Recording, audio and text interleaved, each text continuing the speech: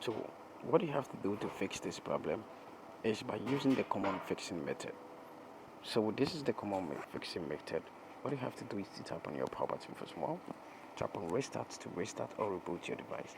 After restarting or rebooting your device, and this is still not working, what you have to do is to go to your your Google Play Store app, search for the name of the app, which is the Lloyds Bank mobile banking.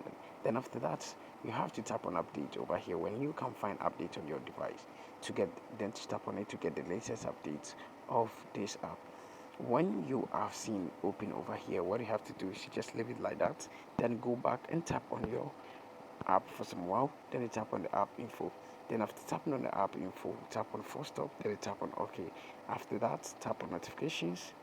Then you make sure this show notification is turned on like this. Then we have to go back, tap on permissions and make sure you allow every permission over here. Go back and tap on storage and cache. Tap on the clear cache to clear the cache. You have to go back and also tap on mobile data and Wi-Fi. Make sure the background data is turned on like this. After doing this, what you have to do is to restart your device. So tap on your power button for some while, tap on restart, then tap on OK to get your device reboot or restart. And this problem is going to get fixed after doing this. Thank you very much for watching this video. See you in my next video. Don't forget to subscribe, like, and also share this video with your friends.